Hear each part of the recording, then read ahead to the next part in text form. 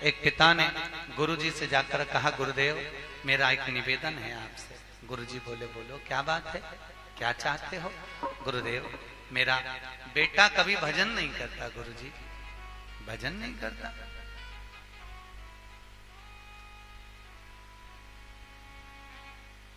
बेटा भजन नहीं करता, नहीं करता। हम बच्चों को खूब कहते हैं भजन करो, कीर्तन करो, स्मरण करो, नाम जपो, नाम कीर्तन करो, नहीं करता।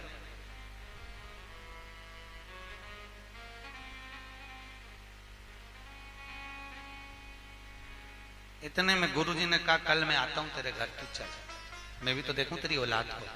तू इतना धर्मात्मा औलाद ऐसी, रुक जा, तू चल। गए।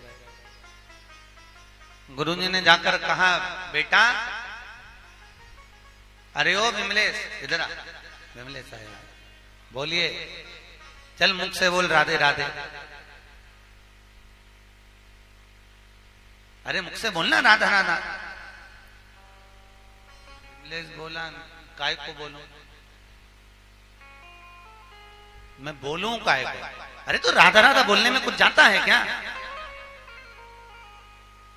तो तुम बता दो, जाता नहीं है तो राधा बोलने से होता क्या है?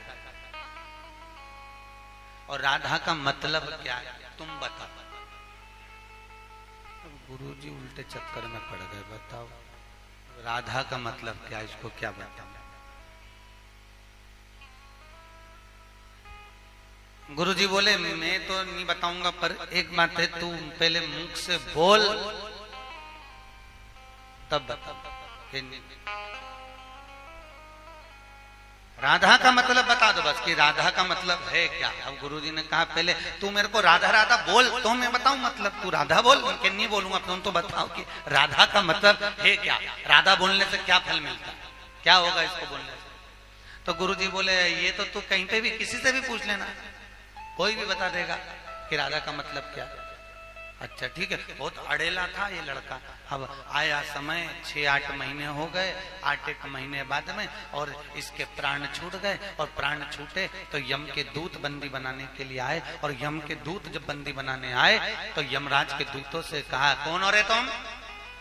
कहा, हम यम के दूत हैं, बंदी बनाने आए हैं। अच्छा, बंदी एक शर्त पे बनाना, मेरे को पहले बोल दे रहा हूं, मेरे को पहले उत्तर दो कि राधा बोलने से होता क्या और राधा का मतलब क्या।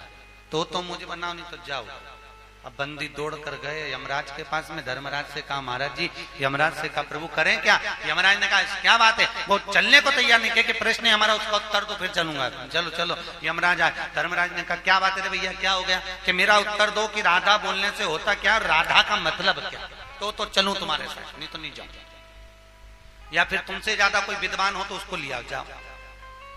तो यमराज ने कहा, हमसे ज्यादा विद्वान तो एक ही है संसार में, और वो इंद्रदेव है। इंद्र के पास गए। इंद्रदेव चलो, वो मान नहीं दिया है, उसको लाना है। इंद्रदेव ने कहा, क्या पूछ रहा है? और कुछ प्रश्न कर रहा है, तुम विद्वान हो ना? तो इंद्र के बहुत प्रखर विद्वान, तो तुम चलो। इंद्र को ले गए। तो इंद्र ने कहा कि बोलो क्या प्रश्न है, कि ये बताओ राधा बोलने से होता क्या है और राधा का मतलब क्या।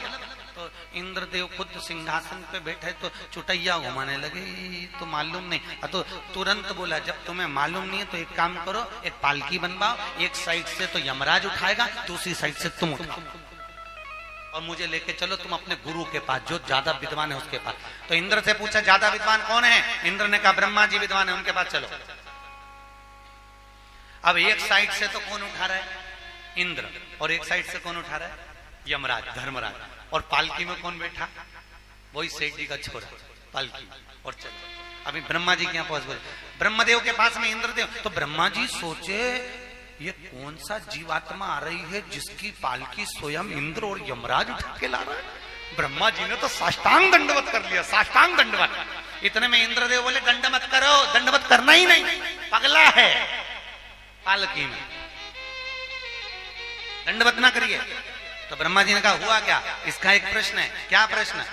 तो वो बोला, पहले बताओ प्रश्न का उत्तर दोगे कि नहीं दोगे? ब्रह्मा जी बोले, मैं चतुर्मुखधारी कैसे नहीं उत्तर दूंगा, मैं तो विद्वान। इंद्रदेव बोले, इनसे बढ़कर कोई विद्वान होता ही नहीं, क्योंकि सृष्टि का पालन करते, और अगर तुमने सही उत्तर नहीं दिया तो तुम्हें पालकी उठाना पड़ेगी। ब्रह्मा जी बोले, हाँ उठा लूंगा। बोल प्रश्न क्या है? तो क्या बताओ, राधा बोलने से होता क्या, राधा का मतलब क्या? ब्रह्मा जी चक्कर में पड़ गए चारों मुख से। ब्रह्मा जी बोले, मैं तो पालकी उठा लूंगा। मैं पालकी उठा लूंगा।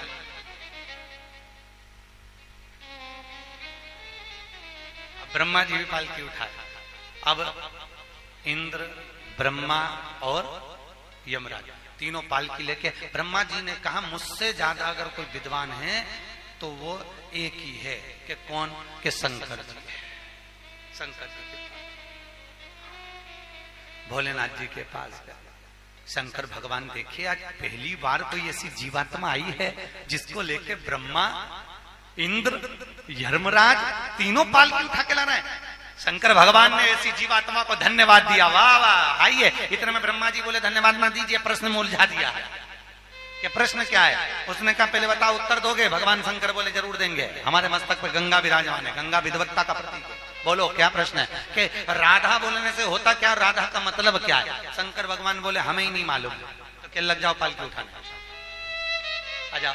अब पालकी चार चार उठाए तो शंकर जी से पूछा विद्वान कौन है? तो कि भगवान विष्णु हैं, उनके पास चलो। तो भगवान विष्णु के पास पहुंचे और भगवान विष्णु के पास जब शंकर, ब्रह्मा, इंद्र और यमराज ने कहा प्रभु इसका प्रश्न का उत्तर दे दो तो हम पालकी उठाने से हट जाएं। भगवान ने पूछा बताओ प्रश्न क्या है? तो उसने कहा प्रश्न एक ही है कि राधा बोलने से होता क्या है और राधा का मतलब क्या है? भगवान विष्णु बोले कि भैया राधा बोलने से होता केवल इतना है कि तेरे जैसे पापी की पालकी भी भगवान लेकर मेरे पास आते हैं, बोलने से इतना लाभ है। जिसने कभी भगवान का भजन नहीं करा ऐसे पापी की पालकी भी इंद्र, यमराज और ब्रह्मा और शिव उठाते हैं। राधा नाम बोलने से इतना सार तत्व है। और राधा है कौन? तो भगवान नारायण कहते हैं राधा मैं हूं और मैं ही